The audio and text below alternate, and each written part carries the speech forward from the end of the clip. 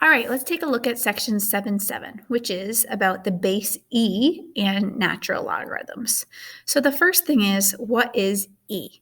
So the value e is a constant number that's used extensively in science and mathematics, and it has an approximation of 2.718. So you know how we have pi, right? Pi is a constant. We approximate it to be 3.14. It's associated often with circles. So our value e is a type of an exponential that we use in math and science. Okay, so it's a never-ending decimal, but we approximate it to be 2.718. So we'll solve exponential equations with e. However, to do so, we often need to use its inverse, and the inverse is the natural logarithm. And what the natural logarithm is simply a log with base e. Okay, so again, we have the value of e, and then we have a natural logarithm. Note here, a natural logarithm can be written as two ways. It can be written as the log base e of x or ln of x. And I know that's kind of weird that the L comes first and then the N, but in French, that's what happens. So ln stands for the natural logarithm, and that's usually the symbol that we use. Instead of saying log base e, we'll use ln of x. Okay, now because ln is a type of a logarithm, all the properties and rules of logarithms applies to natural logs. So let's take a look at some examples of how we go back and forth between logarithmic form and exponential form with natural logs and e. So if we look at A, it's saying e to the fifth. Okay, so again, e is a constant and it's always raised to a power. So e to the fifth equals x. I want to write that in log form. So what I do is I sort of take the ln of both sides, and I'll write this slowly first. And when I do that, it cancels out the e. The 5 really comes out front. And so we have 5 equals ln of x. And there's it in log form. Okay? You try B and C. Then we have the opposite. We're writing in exponential form. So here it's in ln, natural log. We want to convert to exponential. So to do that, I raise each with the base of e. So e to the ln of x, that'll cancel out the e and the ln. I'm just left with x. And we have e to the 2.1438. Okay, and that's a perfect example of how I would use these to solve for x. Okay, you try converting the others. Now let's look at condensing and expanding. So condensing and expanding rules are going to be the exact same because ln is a type of a log. The good news is, if it's all ln's, we know for a fact that that's all the same bases, log bases. So therefore we can combine them.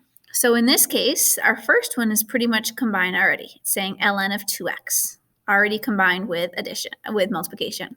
So now I'm seeing I'm adding, and then I'm also subtracting. Well, be careful because we have a coefficient out front. So I'm going to first just rewrite this as the ln of, I like to put this in parentheses, 2x, plus the ln of 3, and then minus the ln of y squared. Now each one is condensed individually, so we'll put them together. That word ln will just show up once. I'm adding the first two, which means multiplication, and then subtracting the second, which means division. So we'll have 2x times 3 all over y squared. And to clean that up a little bit, we can write that as ln of 6x over y squared. Okay, so the same rules apply. You try expanding the next one. Recall, we see an x, a y, and a z. So when you break this up, you should have the word ln showing up 3 times.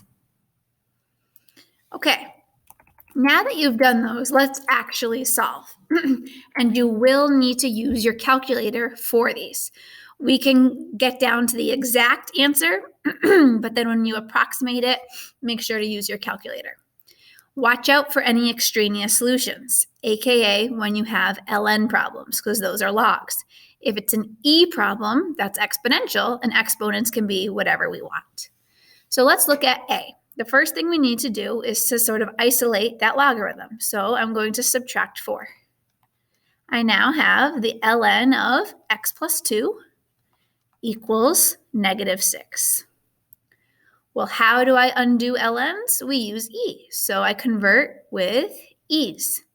That'll cancel. I'm left with x plus 2 equals e to the negative 6th.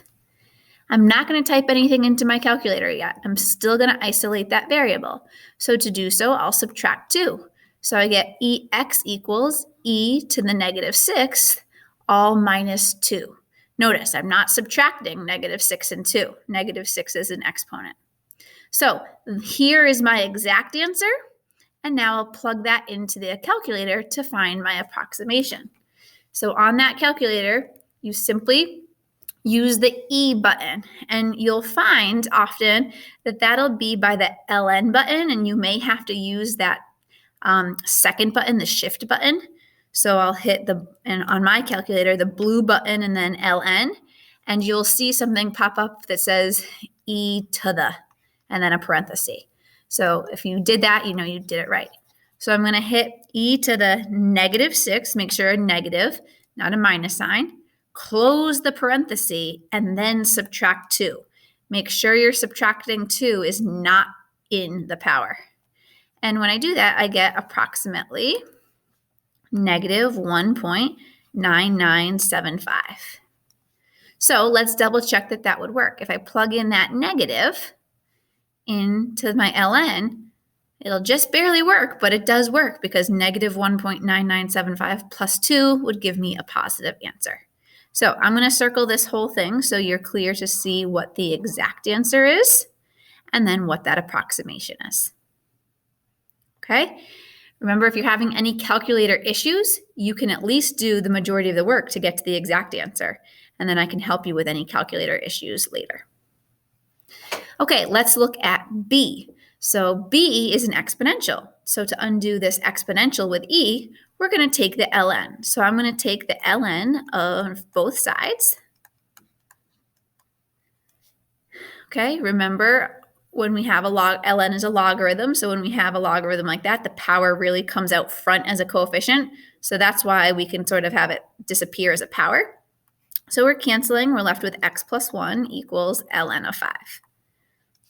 Now to get x alone, we'll subtract 1. So x equals ln, and be careful here. This is the ln of 5 and then minus 1. We are not, I'm just going to erase that to give myself a little more room. We are not subtracting 5 and 1 to make 4. That 5 is attached to an ln where the 1 is not. So there's my exact answer. Now we will approximate in our calculator. So I'll hit the ln button.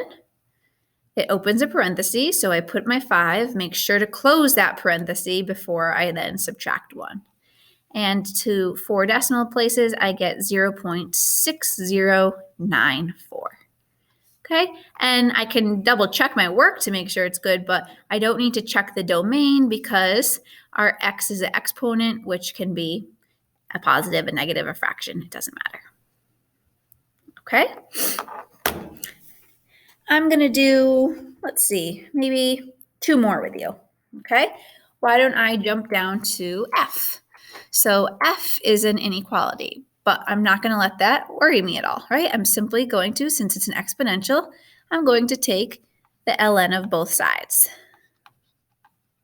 Just remember that we always want to make sure our variable stays on the side it began with. So since x was on the left, make sure it's always staying there for when you first take that ln. So ln's and e's will cancel. I'm left with x is less than or equal to ln of 8.7. So there's my exact. And so if I was to approximate that, I would plug ln of 8.7 in, and I get approximately 2.1633. Okay, and here's a way to check your answer, right? If I take x is less than or equal to 2.633, would you all agree that 1 is less than that? So if I plug 1 into my equation, e to the first, Well, that would just simply be what the value of E is, which we learned was 2.718. So yes, that would certainly be less than 8.7, so we're good to go. Okay, so don't hesitate to ever plug your answers back in, especially if you're working with the calculator to check your work. All right, let's do one more. Let's do G. So G is an ln, a natural log, and it's an inequality. So what do we do first? Well, because I have this power here, remember if it's a natural logarithm, that means it's a logarithm. So when I have logs and I have powers, I can put those powers out front. So I can write this as 2 times ln of x minus 8. Okay, you do not have to go and FOIL the x minus 8. Make life easier on yourself. If you FOILed, you'd be having an x squared and an x term, so you're getting more x's than you want. So I'm going to take that power, put it out front. Now that it's out front, I'm going to divide through. Remember, just always check for any negatives when dividing with inequalities, but we're okay here. So I have the ln of x minus 8 is less than 2. Now that logarithm is isolated, right, there's nothing else with that natural log, I'm going to undo that. So I use exponentials. So I do e to the ln of x minus 8 and e squared. This gives me x minus 8, because the e's and ln cancel, is less than e squared. Lastly, I'll get x alone, so I get x is less than e squared plus 8. That's the exact. Now let's calculate that. So e to the second power, close the parentheses, plus 8, and that gives me that x would be less than 15.3891. And again, let's confirm that that's okay. Should I have circled my final answer? No, I shouldn't. Okay, and hopefully you caught that. Because remember, ln is a natural logarithm. It's a logarithm.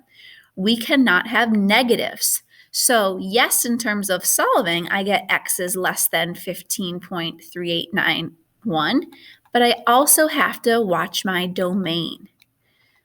So I need to remember with logarithms, that domain, what's inside the logarithm there has to be greater than 0. So I'll get 8. So what does that mean there? That means that my final answer, and I'll just put it up top, would be x such that x is greater than 8 and less than 15.3891. And there's your answer. Okay, so you go and try those other solving ones. Again, you're going to need to use a calculator for those. All right, last but not least, we have a word problem. And this formula, so we've learned a couple different formulas for different word problems associated with logs and exponentials, right? We have done compound interest before, and that was where it was compounded quarterly, annually, semi-annually. This time around, we're looking at compound continuous. So it's constantly being compounded, not just weekly, not just yearly, etc. It's constantly. And so that formula is one that you want to have memorized, which is A equals PE to the RT. So what do these variables mean? A is your amount you're going to get. P is the principal or the initial amount. E, remember, is not a variable. E is our value of approximately 2.718, which is a constant. R is our rate. Always make sure it's in decimals. And T is our time. So our example says when Angelina was born, her grandparents deposited $3,000 into her college savings account, paying 4% interest compound continuously. What will the balance be after 10 years? So let's talk about this. We're looking for A. That's what we don't know. P is the initial amount, which was $3,000. E, of course, is E. R is our rate. 4% is 0.04. And T is our time, which is 10 years. So when I use my equation, we don't know A. Our p-value is 3,000. We have E is E. R is 0.04 times our time, which is 10. So we're going to simply plug that into the calculator. So 3,000 times E, and make sure this time around both the 0.04 times 10 is in that parenthesis for the power. And to the nearest cent, because money is cents, we have $4,475.47. Okay, and that makes sense, right? It should certainly be greater than the 3,000 because we are growing. That money is going to compound continuously and grow. The next question says, how long will it take for the balance to reach $10,000? So this time around, what we're looking for is T. So 10,000 represents our A value. So I'll set my equation 10,000 equal to 3,000, the initial amount we put in, E. We know our rate is 0.04, but we don't know T. So this time, I'm not just going to plug this into my calculator. I need to isolate to get T alone. So to do that, we're going to first divide by 3,000. Don't do any calculations out that would give you a decimal, okay? Make sure just you can reduce things. So I can cancel this to become 10/3, but don't actually round 10/3. If you round too early, remember your final answer will be off by quite a bit. So I divided by 3,000. Now I have the exponential, the E part alone. Well, how do I get rid of E? I take the ln. So I'll have ln of 10/3 equals ln of e to the 0.04t. That'll cancel the ln and e on the right. So now I have ln of 10/3 equals 0.04t. So last but not least, I'll divide by 0.04. So now in your calculator, you will go ahead and do ln of 10 divided by 3, close the parentheses. If you'd like to hit enter at that point, you can. And then or you don't need to, and then we divide by 0.04. And I get approximately 30.0993 for my time. So what does that mean? Is that it would take approximately that many years to get my balance from $3,000 to $10,000. Seems like a long time, but remember your interest rate is just at 4%, so it's not a humongous rate at which things are growing. All right, what I want you to try is C and D. So how long will it take for the balance to double? Hint, start with thinking about what should that A value be if I want the balance to double.